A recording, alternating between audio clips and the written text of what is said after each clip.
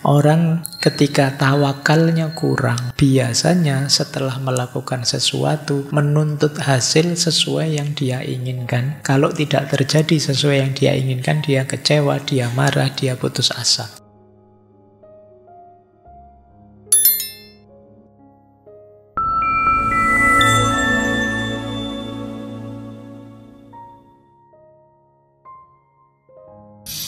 Assalamualaikum warahmatullahi wabarakatuh. Bismillah, mari kita ngaji lagi. Kita lanjutkan. Nah, masih di iyyaka na'budu wa iyyaka nasta'in.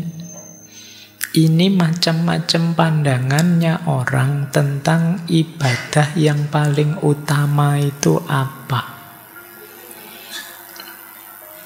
Jadi Ibnu Qayyim mengkategori, meranking. Ada macam-macam ternyata pandangannya orang beribadah, termasuk para sufi tadi, termasuk beberapa yang dikritik oleh beliau. Ada yang mendefinisikan ibadah itu secara terbatas, ada yang mendefinisikan ibadah itu luas. Yang pertama, kata Ibnu Qayyim, ada orang yang beribadahnya rajin, tekun, luar biasa, tapi jahat pada dirinya sendiri. Semena-mena pada dirinya sendiri. Ini negatif, kata Ibnu Qayyim. Kan ada orang itu pokoknya hidup demi agama saja, demi ibadah saja. Tidak memperhatikan duniawinya, amanat tanggung jawab keduniaannya. Menyiksa dirinya, tirakat berlebihan. Nah, ini menyiksa diri. Karena kalau teman-teman belajar mistisisme, tradisi-tradisi mistik, itu ada beberapa aliran yang istilahnya aliran purgatif. Aliran purgatif itu penyucian diri dengan cara antara lain menyiksa diri. Jadi bagaimana caranya tubuh ini dilemahkan biar jiwanya kuat. Jadi ada pandangan hidup ini jasmani rohani. Kalau ingin rohani kuat, jasmani harus dilemahkan. Karena kalau jasmani kuat, rohani mesti kalah. Nah, pandangan ini terus melahirkan aliran yang punya kecenderungan menyiksa diri. Dan memang nyari jalan susah. Dan ini kalau zaman Nabi kan dikritik. Zaman Nabi itu ada sahabat yang nazar, ada yang nazar begini, saya kalau malam tidak akan tidur, mau sholat malam terus. Ada sahabat lain nazar, saya mau puasa terus tiap hari. Tidak ada hari tanpa puasa. Bahkan yang terakhir bilang, saya mau mempersembahkan hidupku untuk agama saja, saya tidak akan menikah. Ini berat ini nazar-nazarnya ya. Tapi terus malah dikritik oleh Nabi. Jadi Nabi bersabda, aku ini Nabi, tapi aku tidur ya aku bangun. Iya sholat malam, tapi ya ada tidurnya dong. Kan tubuh ini ada haknya untuk tidur. Jadi ini masih mending loh ya. Melekan untuk sholat malam saja dilarang oleh Nabi. Apalagi kamu melekan nongkrong, rokok. Melekan yang tidak jelas maunya itu ya pasti tidak boleh. Kesehatan jasmani rohaninya kacau. Termasuk puasa. Puasa terus-terusan tidak boleh. Aku puasa juga aku buka puasa. Dan aku menikah. Jadi an-nikahu sunnati faman rohiba an sunnati falaisa minni. Jadi Nabi juga nikah. Jadi untuk kepentingan ibadah tidak boleh menyiksa diri. Masing-masing ada haknya. Harus kamu penuhi haknya. Makanya kalau dalam Islam itu puasa ya, tapi ya sahur diakhirkan keutamaan. Berbuka puasa diawalkan keutamaan. Itu karena sangat peduli dengan haknya tubuh ini. Baik, ini kelompok pertama yang menganggap ibadah itu mengorbankan kehidupan duniawi sepenuhnya. Ada yang kedua, orang yang menganggap ibadah paling utama itu zuhud. Dengan makna apa? Tidak peduli kehidupan duniawi. Jadi kan banyak pandangan-pandangan spiritual yang mengajak lari dari dunia. Ini juga negatif. Jadi, karena kita itu amanat kita tidak hanya amanat kehambaan, tapi juga amanat kekhalifahan. Kita oleh Allah diberi amanat mengelola, memakmurkan bumi ini. Ada lagi yang ketiga, mungkin teman-teman sering mendengar orang jenis ketiga ini, yang menganggap ibadah paling utama itu ibadah sosial. Menyantuni fakir miskin, membantu orang lain, dan lain sebagainya. Jadi yang penting kita baik lah Pak sama orang lain, urusan saya sholat atau puasa itu urusan saya. Nah, ini gaya ketiga. Jadi menganggap puncaknya ibadah itu di ibadah sosial. Loh, ibadah sosial itu harusnya iya, tapi ibadah individual, kewajiban-kewajiban pada Allah, ya harusnya dipenuhi juga, dia tidak kalah utama. Jadi dibolak-balik tetap harus ada semuanya. Jadi tiga yang pertama ini kata Ibnu Qayyim ini mendefinisikan ibadah secara sangat terbatas. Harusnya ibadah itu tanpa batas. Dengan definisi ibadah yang terakhir itu. Jadi ibadah yang paling utama itu ibadah yang sesuai waktunya dan sesuai tugasnya. Sesuai waktunya, sesuai tugasnya itu apa? Ya, misalnya kalau kita sedang ada tamu, misalnya di rumah kita, kata beliau, ibadah paling utama ya memuliakan tamu. Kalau sedang belajar misalnya, yo ibadah paling utama yo memuliakan yang ngajar, memuliakan teman belajar, menghargai buku. Jadi ini apa saja bisa jadi ibadah asalkan kita jalankan sesuai waktunya dan sesuai tugas kita, kewajiban kita. Dengan ketemu teman, ya kewajiban pada teman apa? Dilakukan. Ketemu orang tua, kewajiban pada orang tua apa? Itulah ibadah. Jadi apapun bisa bernilai ibadah kalau kita pas menjalankannya. Tidak terbatas di tiga yang atas tadi. Ini jenis ibadah. Jadi jangan dicampur-campur yo. Sebaik apapun ibadah kalau tidak pas waktunya ya negatif. Saya mumpung rajin sholat, masih jam 9 pagi tak sholat zuhur, tidak pas. Saya kuat kok Pak puasa, meskipun Ramadan kurang 2 bulan, saya mulai sekarang nama itu puasa Ramadan, tidak pas. Jadi pas waktunya dan sesuai dengan tugas dan amanat kita. Ini ibadah yang paling utama. Jadi jangan dicampur-campur. Kadang-kadang kita nyampur-nyampur, tidak ngerti waktunya. Ini sedang bergurau, menyenangkan hati teman. Oh, kalau ini sedang dakwah, nonton. Itu kalau kecampur jadi kacau. Temannya sedang guyon, asik, tiba-tiba kamu mendakwahi mereka. Ya tidak nyambung. Ngerti konteks, ngerti situasi. Nah, ini utama namanya. Baik, jadi inilah perbedaan pandangan. Ya memang sampai hari ini kan macam-macam ini masih ada. Yang ingin lari dari dunia, yang jahat pada dirinya sendiri, atau yang menganggap ibadah itu yang terbaik ya ibadah sosial saja, dan lain sebagainya. Oke, ini pengantar tentang iyyaka na'budu wa iyyaka nasta'in. Ini di bagian kitab yang awal. Setelah itu baru masuk manazil yang banyak sekali tadi.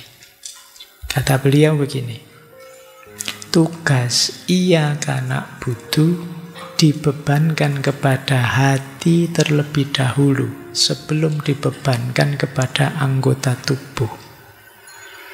Jika ingin tugas ini diabaikan, jika tugas-tugas ini diabaikan, maka yang muncul adalah kebalikannya. Maksudnya apa? Kita itu kan dapat amanat ibadah tadi ya. Mungkin ada sholatnya, ada puasanya, ada baik pada orang lain, dan lain sebagainya. Ini kan ibadah itu ada lahiriahnya. Tapi sebelum menjalankan aspek lahiriahnya, ayo kita bereskan batin kita dulu. Ini sering saya jelaskan ya, batin ini, hati ini wadahnya. Wadahnya ilmu, wadahnya amal, itu kan diri kita ini. Maka wadahnya harus beres dulu. Kalau wadahnya ndak beres, isinya bisa kacau. Gelas ini minuman misalnya, kan harus beres dulu. Ndak boleh bocor, ndak boleh kotor, ndak boleh ada racunnya. Baru kalian boleh minum. Bismillah.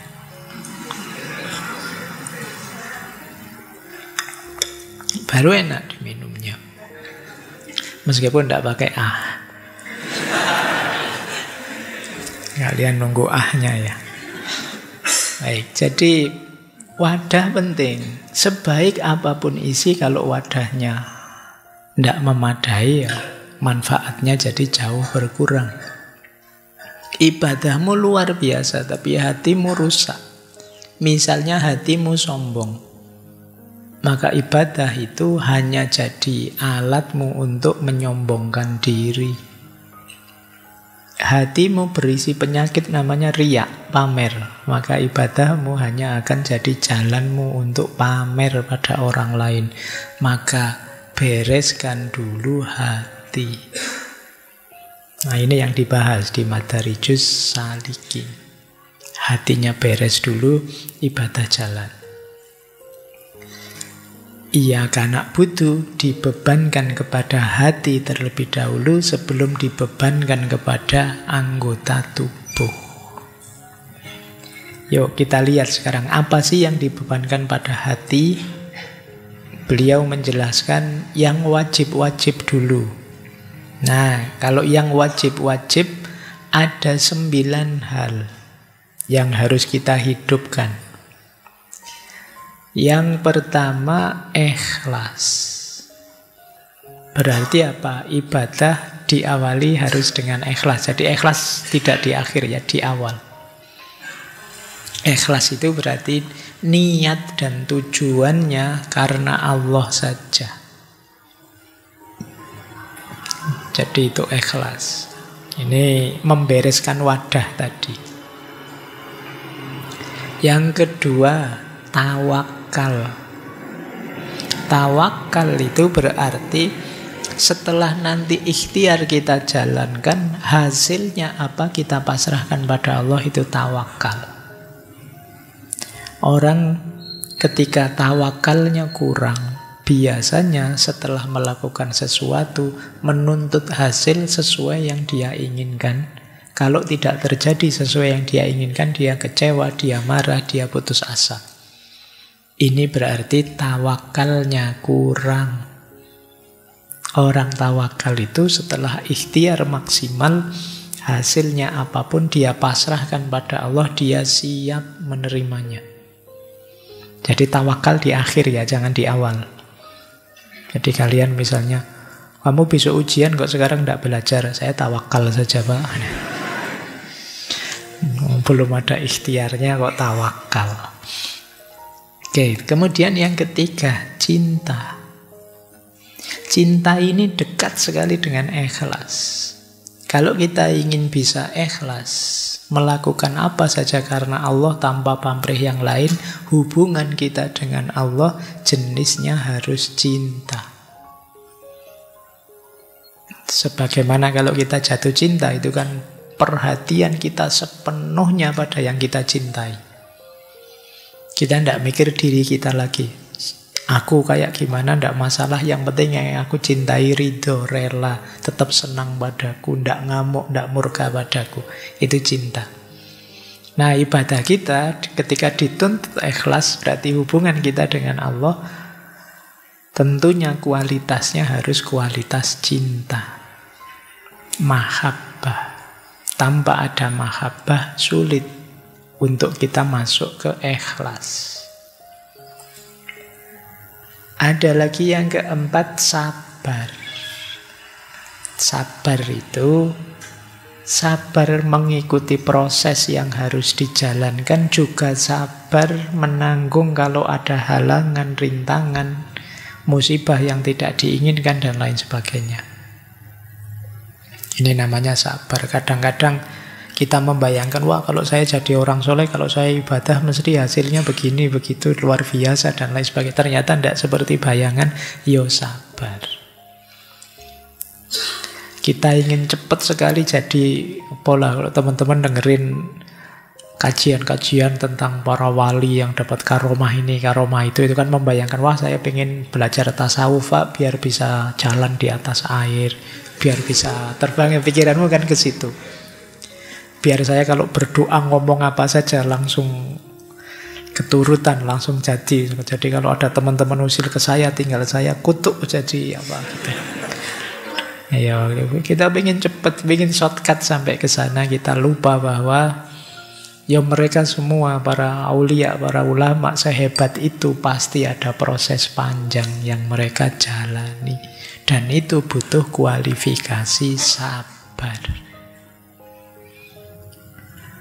Baik, nanti mungkin kita kutip sedikit pandangan beliau tentang sabar. Kemudian pasrah. Pasrah itu menyerahkan segalanya kepada Allah. Jadi taslim. Kemudian takut dan berharap, khauf dan roja. Takut yang saya lakukan masih kurang, takut masih kurang ikhlas, takut masih belum mengerahkan segala daya, takut Allah tidak berkenan, takut Allah murka. Ini membuat kita hati-hati. Tapi juga tidak bablas takut terus, dibatasi oleh harapan. Insya Allah, Allah itu maha pengampun kok, Allah itu maha penyayang kok, Allah itu memaklumi kalau ada sedikit-sedikit kurang ke kita. Kita semua nanti akan diampuni oleh Allah. Kita semua ini namanya masih ada harapan. Jadi ini dua-duanya harus saling berangkai. Kalau hidup kita isinya takut saja, ya puncaknya kita mesti akan putus asa. Tapi kalau isinya harapan saja, tidak ada takutnya, kemungkinan kita sembrono, tidak hati-hati. Maka dua-duanya harus ada, saling membatasi. Kemudian menurut Ibnu Qayyim yang ke-8 adalah pembenaran, tasdik, ngakui ya, yang saya lakukan ini, ibadah ini memang benar. Ini pembenaran nanti berhubungan dengan kemantapan hati. Kalau kita melakukan sesuatu yang kita tidak yakin, tidak mantap benarnya, pasti setengah-setengah. Maka wadahnya ibadah kita, hati kita harus membenarkan apa yang kita lakukan itu. Kalau kita masih meragukan, ya mungkin saja sih masih kita jalankan, tapi pasti tidak maksimal. Jadi pembenaran jadi kewajiban hati kita. Dan yang ke-9, niat. Niat itu berhubungan dengan kesungguhan. Makanya kadang-kadang kita kalau melakukan sesuatu asal-asalan kan orang menyebutnya, kamu tidak niat sih. Kurang mantap, kurang sungguh-sungguh. Maka apa saja, ayo kita awali dengan niat. Kalian berangkat ke sini, mungkin yang rajin tiap Rebu ke sini itu ya kayak otomatis saja. Jadi tadi sebenarnya saya tidak niat ngaji loh, Pak. Kok tiba-tiba di sini saking biasanya mungkin. Itu kan nilainya kurang dengan orang yang memang niat ke sini, nawa itu ingin belajar. Maka niat jadi kewajiban hati. Karena melakukan sesuatu yang tidak niat, itu nilainya tidak ada. Kamu bantu orang, wah terima kasih kamu sudah bantu saya. Enggak kok, saya tidak niat kok. Itu kan beda. Tidak niat itu kan nilainya jatuh sudah. Niat saya bukan itu kok. Misalnya, kamu kok menyakiti aku. Loh, saya niatnya tidak menyakiti. Kamu saja tersakiti sih. Itu kan sudah berbeda tanggapannya. Jadi niat jadi kuncinya amal. Kadang-kadang amalnya baik tapi niatnya keliru, rusak amalnya. Saya tak rajin tahajud biar orang-orang tahu bahwa saya ini soleh loh sebenarnya, misalnya. Itu niatnya beda sudah. Ya niatnya tetap nanti arahnya ke Allah saja. Baik, ini kewajiban hati. Kalau ini keharamannya. kondisi hati yang dilarang. Ini tadi yang kita sebut hati yang kotor, hati yang rusak. Kalau ibadah kita, kebaikan kita, wadahnya seperti ini, akan merusak nilainya. Yang pertama, takabur, sombong. Jadi merasa, ternyata saya hebat juga ya. Temanku masih bolong-bolong sholatnya. Saya sudah lengkap ini. Sudah sejak 3 tahun yang lalu saya lengkap. Sekarang umur berapa? 45. Oh berarti 42 tahun sholatnya tidak lengkap. Itu pun merasa besar. Merasa, ayo jangan takabur. Karena sebaik apapun kita berhasil mencapai titik keutamaan yang manapun dalam hidup kita, itu sebenarnya kan anugerahnya Allah saja. Kalau Allah tidak mengizinkan, kita tidak akan sampai ke sana. Sering saya bilang manusia itu paling tidak cocok dengan kesombongan. Jadi ibaratnya komputer itu kalau diinstal program kesombongan itu dia akan crash. Kamu juga tidak nyaman dekat orang-orang yang tinggi hati, orang yang sombong. Makanya kalau kamu dekat, ada teman kok sombongnya luar biasa, itu kan kamu dekat saja kan rasanya mules perutmu. Kis konco, pingin minggir saja saya. Tidak dekat-dekat. Nah yang kedua, riya, pamer. Pamer berarti kalian melakukan kebaikan apapun termasuk ibadah tidak karena Allah tapi karena orang lain. Cirinya pamer itu kalau banyak orang sangat baik, kalau tidak ada orang kualitasnya berkurang banyak. Wah, kalau mau ke masjid karena tahu banyak orang, pakai jubah, pakai sorban, pakai itu. Tapi begitu di kamar kos sendirian, cuma pakai celana pendek bawah lutut, pakai terus. Ini berarti yang tadi ke masjid yang begitu itu hanya pamer saja. Kalau banyak orang kelihatan mantap sekali, kalau tidak ada orang asal-asalan. Ini cirinya orang riya. Yang ketiga dan keempat ini sebenarnya menurut Sayyidina Ali bin Abi Thalib. Jadi yang pertama, banyak orang tambah semangat, orang sedikit dia asal-asalan, dipuji orang tambah semangat, kalau dicela orang terus jadi tidak semangat. Ini cirinya orang riya. Begitu yang komen banyak, wah yang komen banyak ini besok tak tambahin lagi ya konten kayak gini sebanyak mungkin. Itu kemungkinan ya memang niatnya pamer. Begitu tidak ada yang komen, wah kok tidak ada yang komen sudah seminggu. Yang komen cuma 2, ini mesti teman kos ini. Ayo, padahal teman kosnya 5. Berarti yang 3 juga tidak nge-like gitu. Terus kamu tidak pingin lagi melakukan itu, padahal itu kebaikan.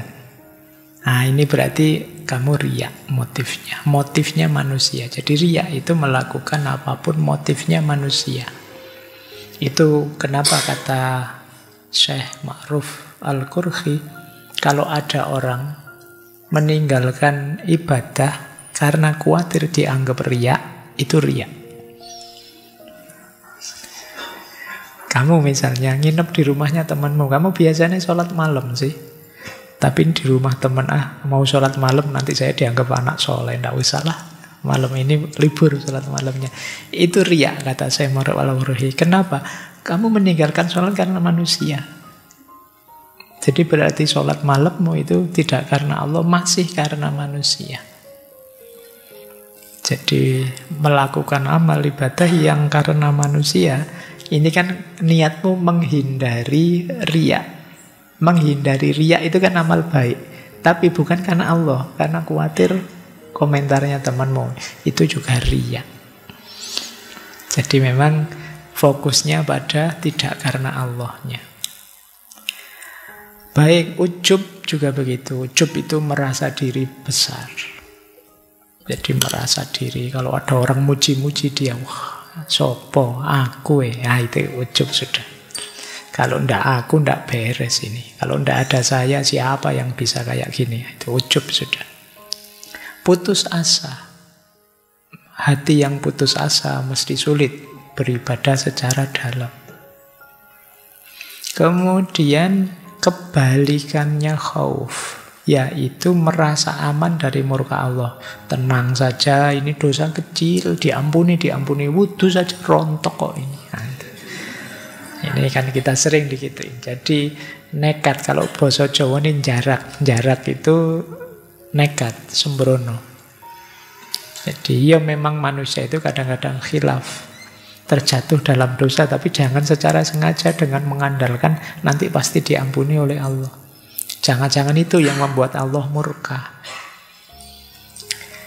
Jadi makanya ada gium itu, tidak ada dosa yang besar asal ditobati, dan tidak ada dosa kecil kalau itu diulang-ulang terus. Jangan merasa aman dari murkanya Allah. Kita tidak tahu, meskipun mungkin teman-teman sekarang kondisinya safe, selamat, aman, Pak saya beriman, saya tidak neko-neko. Karena Allah itu kalau membalik hati 1 detik selesai. Oke, terus dengki dan iri. Dengki itu ingin orang lain hancur. Iri itu tidak senang dengan kesuksesannya orang lain. Ingin kesuksesan itu batal saja. Nah ini iri. Dengki dan iri membuat ibadah terkotori. Kemudian suka kekejian menyebar. Jadi maksudnya apa? Senang menyebarkan yang jelek-jelek. Kalau hari ini kan banyak itu kan yang suka share, like, and comment itu kan kerjaanmu tiap hari. Coba hati-hati, siapa tahu ini sesuatu yang buruk, karena kita tidak tahu konteksnya orang yang baca kita itu siapa, apa, dan bagaimana. Jadi karena kalau itu keburukan, ya jatuhnya sana sunnatan sayyi'atan. Jadi mencontohkan kebiasaan yang buruk. Ya dosanya setiap kali diulang dilakukan oleh orang lain, kita ikut berdosa. Makanya hati-hati benar kalau nge-share tentang apapun. Kadang-kadang kebenaran itu sifatnya kontekstual. Dalam situasi ini itu benar, tapi begitu ganti situasi, masuk ke teman kita dengan situasi khusus, ini bisa meleset, bisa ndak pas. Nah, maka hati-hati. Jangan sampai kita yang menyebarkan kekejian. Lalai, lupa, khilaf. Itu hidup yang tidak fokus, sering lalai. Cuma nyekrol TikTok bisa 3-4 jam enggak. Pindah-pindah itu lalai namanya. Eman-eman waktunya. Dan yang ke-10 munafik. Munafik itu bolak-baliknya hati, beda-beda antara yang dilakukan, yang dipikirkan saling kontradiksi. Ini munafik. Baik, kita semoga tidak punya 10 ini, karena ini merusak penghambaan kita kepada Allah. Kita lanjutkan. Sekarang manifestasinya. Manifestasi itu perwujudannya. Bagaimana sih kemudian menjalankan iyyaka na'budu wa iyyaka nasta'in? Ini awal perjalanan ya, karena rutenya sebanyak tadi yang saya baca. Awal perjalanan iyyaka na'budu wa iyyaka nasta'in adalah yaqdha. Al-yaqdha. Yaqdha itu artinya bangun. Dulu kita pernah belajar novelnya Ibnu Tufel yang judulnya Hayy bin Yaqdhan. Orang hidup, anaknya orang yang bangun. Jadi bangun itu tersadarkan, tercerahkan, itu yaqdha. Jadi terbuka matanya. Ternyata yang benar ini, ternyata saya harus melakukan ini namanya yaqdha. Mungkin banyak di antara kita yang sudah belajar puluhan tahun tapi belum bangun. Jadi ini masih high, tapi belum yaqdha, belum bangun. Buktinya apa? Kebaikan di kepala kita, referensinya banyak sekali, sementara yang kita jalankan minimal sekali. Ini berarti kita belum sadar. Mbok ini saya ngomong sudah 1 jam lebih seperti ini, itu mungkin nanti yang efektif dijalankan bisa saja 0,01%-nya. Sisanya ya tidak tahu kemana. Ini namanya kita belum tersadarkan. Belum yaqdhah, belum bangun. Jadi banyak di antara kita yang masih tidur. Masih main-main di mimpinya, belum bangun. Belum hidup yang sejati. Maka diawali dari yaqdhah. Itu kan disindir di surat Al-Muddatsir itu ya. Ya ayyuhal muddatsir kum fa'andir. Wahai orang yang berselimut, buang selimutmu, berdiri, bangkitlah. Wahai yang rebahan saja, bangkitlah. Ya, kuotamu sudah habis. Ya, kamu kan bangkitnya kan alasan-alasan itu mesti ya. Terus, yang kedua, kalau sudah bangun, al-azm. Azm itu tekad bulat. Bismillah, saya mulai sekarang perjalanan menuju Allah. Karena memang hidup kita ini kan hakikatnya menuju Allah. Ini namanya azm. Keinginan kuat sudah, tekad bulat, azm. Kalau masih setengah-setengah, masih ragu-ragu, belum azam.